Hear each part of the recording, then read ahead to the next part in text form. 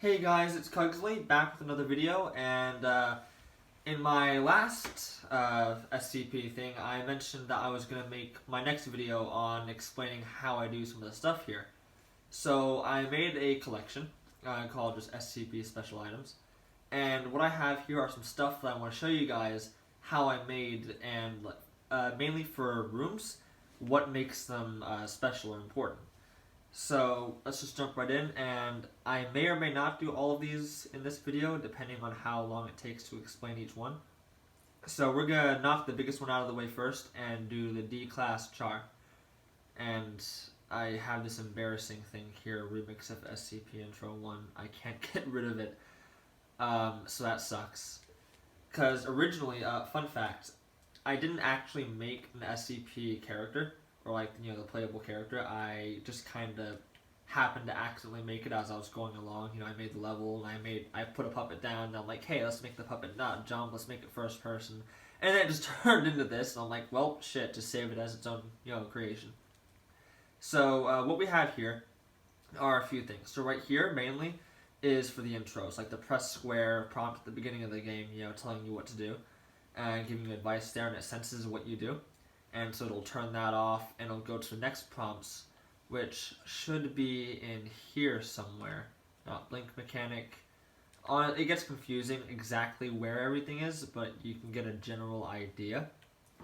So what we have here is we have the SCPs up here. The SCPs are character dependent, as I'll call them, which would be 650 and 106.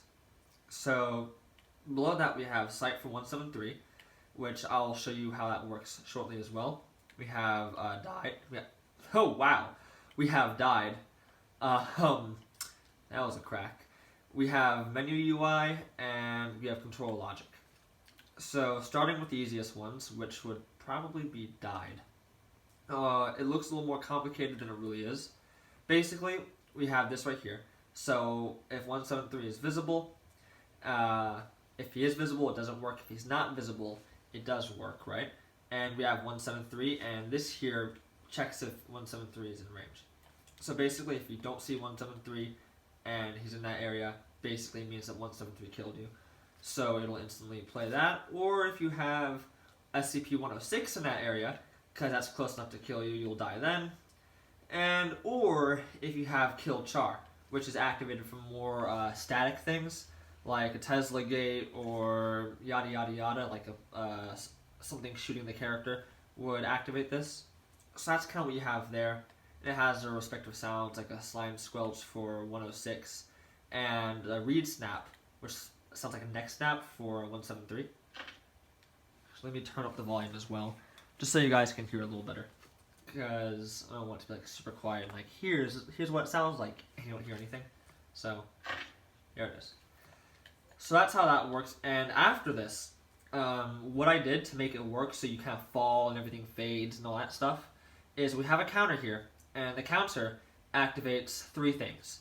We'll go on to what this not gate does shortly, but what these do is activates a timer, which causes to fade in rather than instantly appear, and this effect is, if I were to play it, it would look like this. So it looks like really faded and all that stuff, right? So it adds that effect in, and this is just a camera angle which will kind of show you on the ground. So after that, what will happen is after the camera specifically, because once you fall, that's when you want the timer to start. Otherwise, it might start before then, and it won't have that fade out effect. What this does is it starts a timer. When the timer's finished for 1.8 seconds, oddly specific. The wiper will come in and essentially close the scene, and then the doorway, which exits you out of the level. And what you have here, also as the camera ends, is a thump, or a small furniture impact, as this one's called, and that makes a sound of you hitting the floor. Now down here, and I hope I'm not going too fast, or hope I'm not going too slow either. I don't want either of those. So what this does is it does the same as what this not gate will do, so we'll get into that one as well. And it stops the player from moving. So first here you have make steppy noises. I just named it that because I'm like, why not? So what that does is it goes into, I think, this microchip. No, actually, I think it goes directly into the player. So let me make him visible and try to, let's turn on X-ray. That might help. There we go. So what that does is in here you have make steppy noises, right? So when that's off, or when this not gate turns off, that turns off, which turns off all noise effects for the player. The reason I made that is because there was a glitch where if you died and you were running while you died, it constantly made the noises, and I didn't quite know why, so I decided to just turn off the microchip when that happens. So that's what that does, and this one here, this NOT gate, connects to this AND gate, which goes into the player, and exit out there, and it goes right to here and to here. You can see the wire going down and there. So that's what that does. That way the player doesn't like drift forward or continue moving after he died. That's it. That's the entire microchip. That is the died microchip. Now, we're going to go on to two that are more complicated. I think I mentioned this last video where I said that I mentioned, what was it? Oh, I mentioned that key cards were crazy. Oh, we'll get on those. But what I want to talk about now are SCP 650 and 106. So 106 is probably the easiest because this is 650. So we'll do 106 first. What 106 does is, if you notice, the microchip is off because there was a glitch last update. Oh, okay. There was a glitch last update where someone would, spawn into the map 1, right? Which is that cut just after 173 breaks out. You'll notice like goes to black and then reappears. That's because now you're in the official map. And some people who went into the official map would instantaneously have 106 spawn on them. And that's pretty bad because they don't have time to register what's going on and they're already being chased. So that's good maybe for a horror experience, but not so good if you want it to be a long-term horror experience or one that they can play again. So what I did was I just added this timer here, set it to 20 seconds, and had counts up. So once it hits 20, then that's on permanently. So they have like a 20-minute grace period. So in here, there's a lot of stuff going on. We'll start with the basics, which is this. So when making 106, you have to think about a few things. One, so you want it to where there's only one of them at a time, because if you have him spawn twice and there's two of them coming after you, that's not supposed to happen. There's not supposed to be two of them, right? So what you want to do first is make it to where if it already senses 106 in the entire scene, then don't spawn him again, right? Turn it off, because if you keep it on, then it's another one might spawn, and that would be really bad. So then, right, you have that parameter which goes into this AND gate here. So if it senses it, turn this off, and then you have this timer which counts to 30 seconds and resets every 30, and that also goes into the AND gate and activates this randomizer.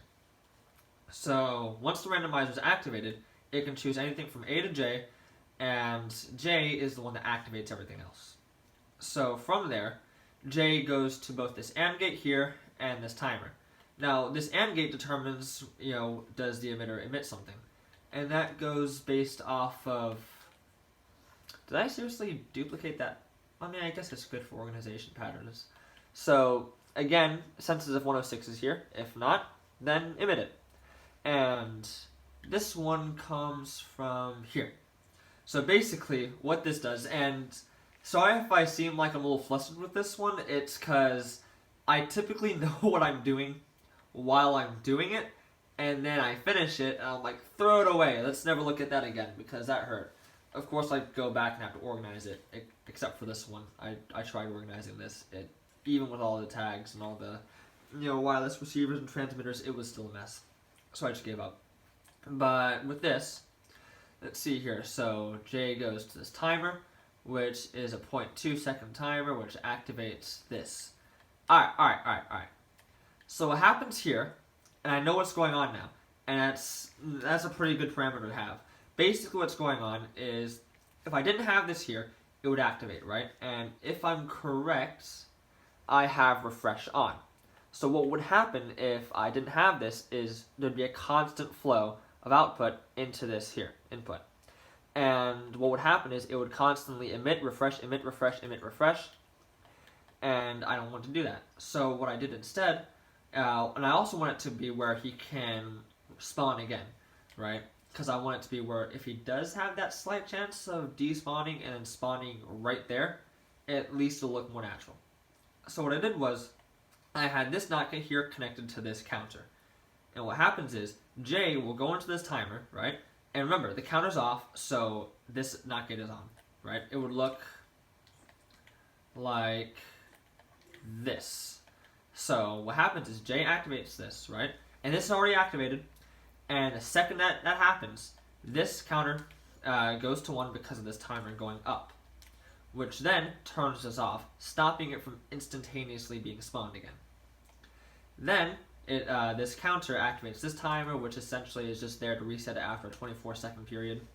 So, there's that. That way it seems fair. In fact, if we, watch this, if I just lower this to 0.3, you'll kind of see it.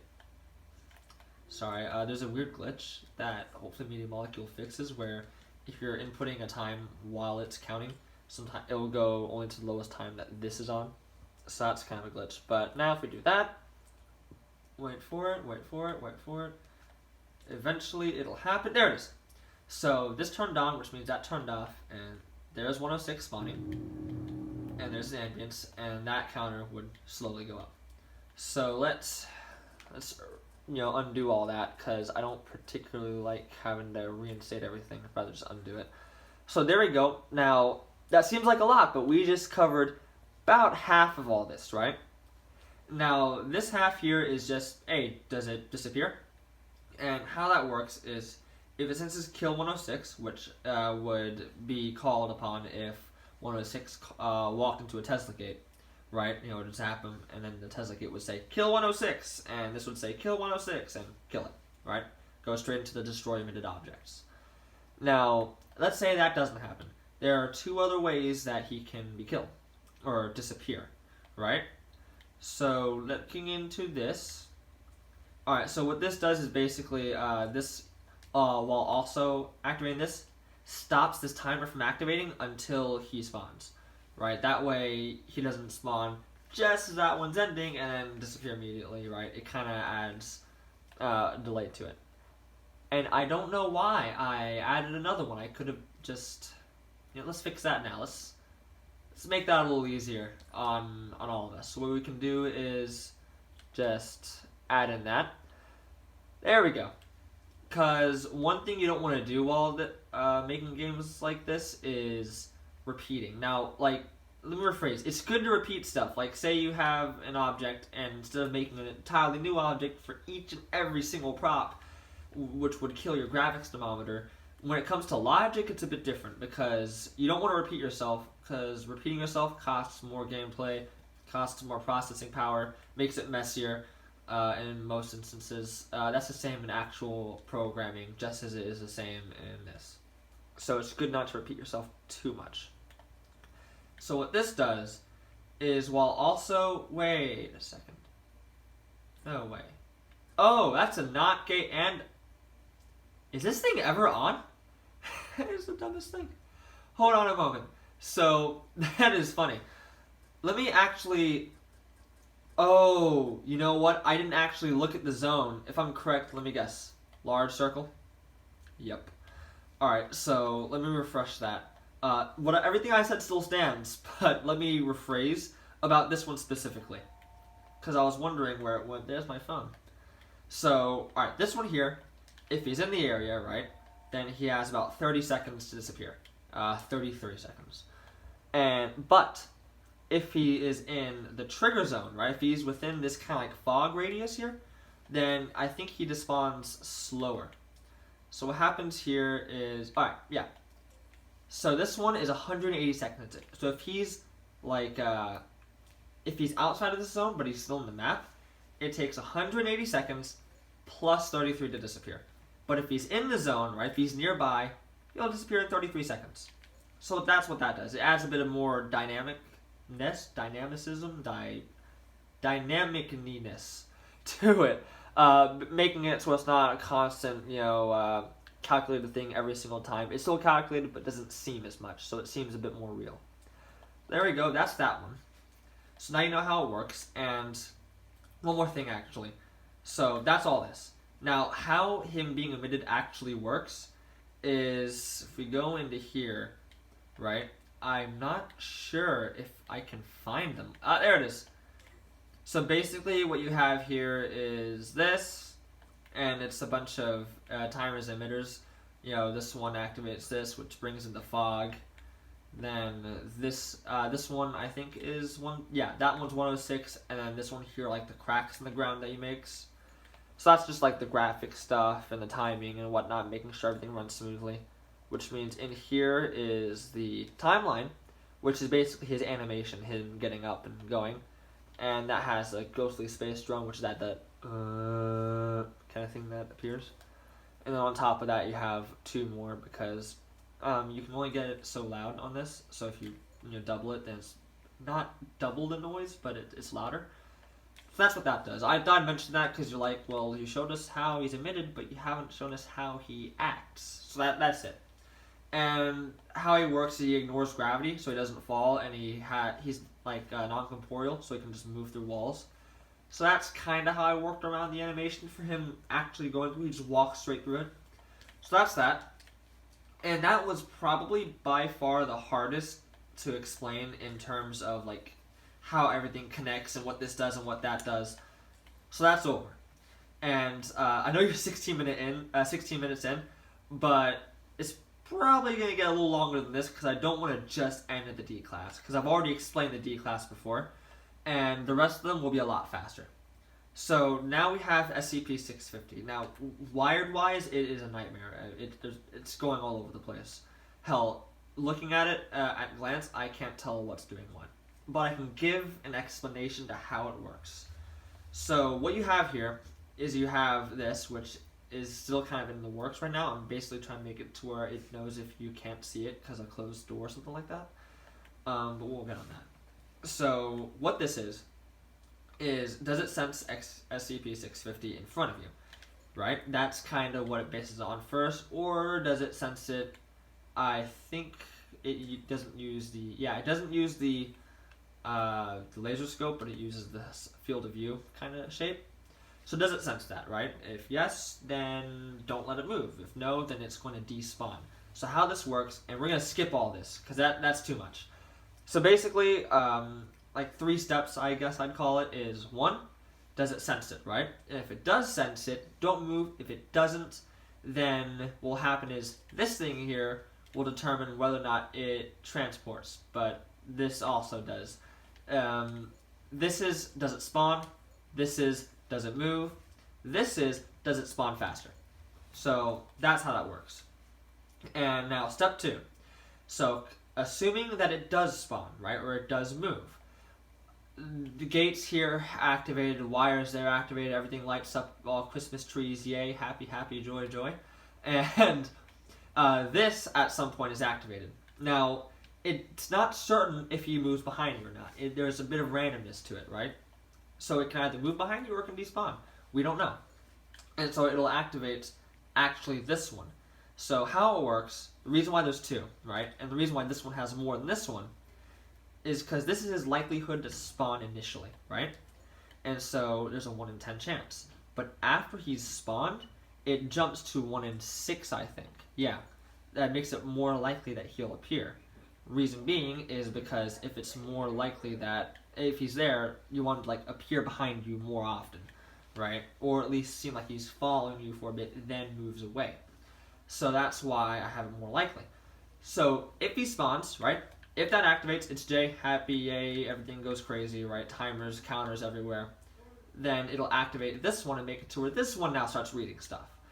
And now if you look away, this one, timers do its thing, right? It selects one. And if it's any of these, then it will activate it again and he'll spawn behind you again in a different position. And that's kind of how it works. So, I'm... okay. Yes. Norovirus indeed. Boomer killer indeed. Okay, back to what I was saying.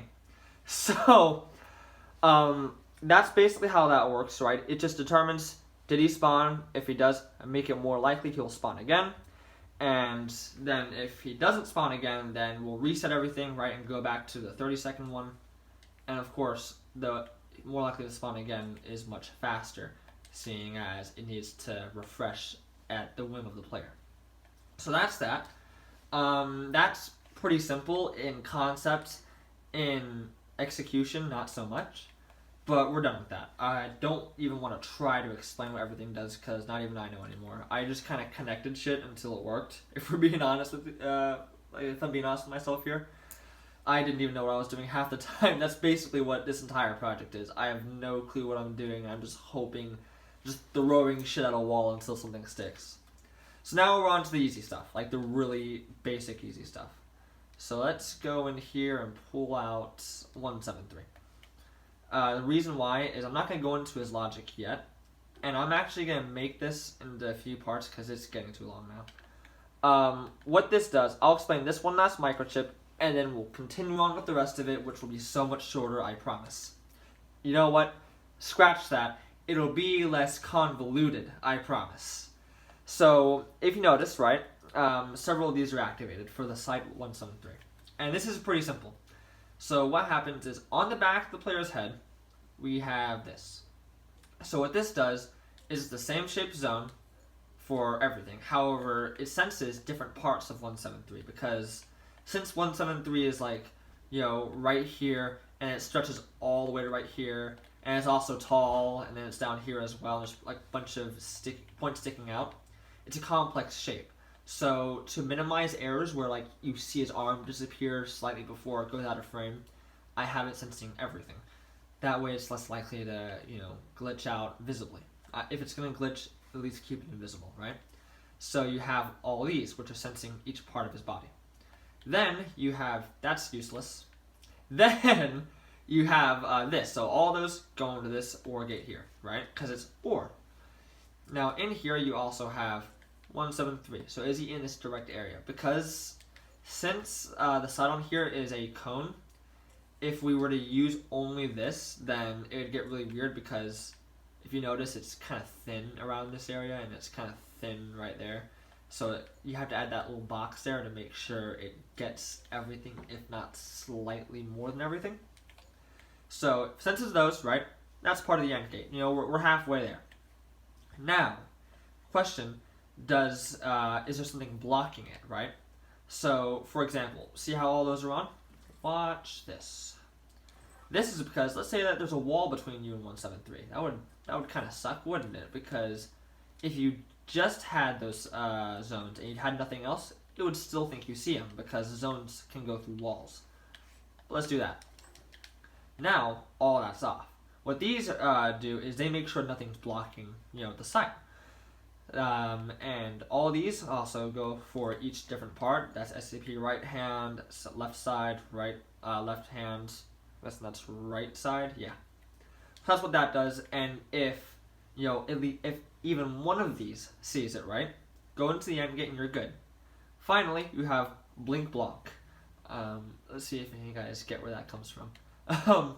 So what that does is, if you're blinking, that turns off. Or now that turns on, which turns it off and allows 173 to move. Now this AND gate, all this input, or all this output, depending on how you look at it from what end, I guess, goes into this. 173 visible. If you blink, then the AND gate turns off, because that does not get there, and he's not visible, and he can move. If one of these is blocked, he can move, and if you don't see him in the zone, he can move. So that's how that works. And that's going to be it for this part of the video, because my god is it long. It is. I did not want it to get this long this fast. So, oh god, the sex quotes are so many. So with this concluding for now, I will see you guys in the next part, which hopefully I'll get done today as well. I want to get as much out as possible, because there's so much that I don't want to leave a break in between it, because then I'll forget where I was at and I'll have to watch the 30-minute video. So, hope you guys enjoyed this first part, and beware, the second part will probably be just about as long. So, keep that in mind, and yeah, I'll see you guys later.